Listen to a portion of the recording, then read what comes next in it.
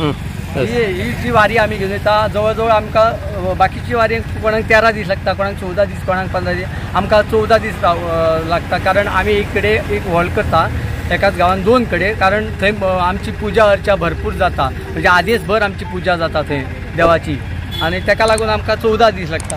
हे जे आमचे वारकरी आसा अशें आमी 2-3 वारी घेवन गेले, पण कोणाकूच आमकां देवान त्रास करूंक ना, खंयचेच हे 3 वारयेन आमकां त्रास करूंक ना। तशी ह्या वर्सा आमी देवी सातेरीचो कौल घेतला, देवी केळबाईचो कौल घेतला, आणि त्यांच्या आशिर्वादान आमी भायर सरल्या ही वारी घेवन। ही विठ्ठल रखुमाई वारकरी संस्था जी आहा, जी मुळगांव डिचोली गोवा, ही आमी जी सुनीता माऊली, हांव संजय गांवकर माऊली, तशेंच आमची स्नेहा आसा, ही मोगे माऊली, दिपाली, जायते रुपेश समीर, सगळ्यांच्या सहकार्य, आमचो दंडाधिकारी जो अविलाश म्हणून आसा, आणि भजनी मंडळ आमच्या तितून सगळे जाण अशे आहा की सगळे हे वारयेन आमकां सहभागी बरे सहकार्य करता। नाव सांग। माझे नाव सुनीता परब, हांव गेली 10 वर्सां जाली वारी करता।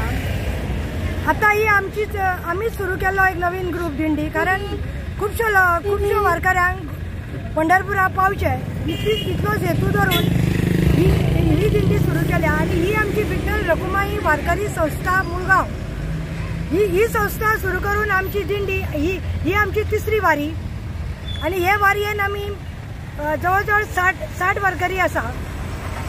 ही आमची वारी ही आळंदीच्या धर्तीचेर, म्हणजे जशी आळंदीन सकाळचे 5 काकड आरती जाता, जे भजन वारकरी संप्रदायाचे भजन जाता, त्या संप्रदायाच्या नियमान आम्ही भजन करत प्रत्येक पाऊल जे हरिनामान घालता।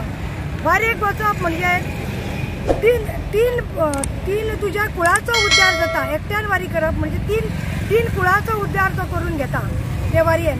आणि वारयेन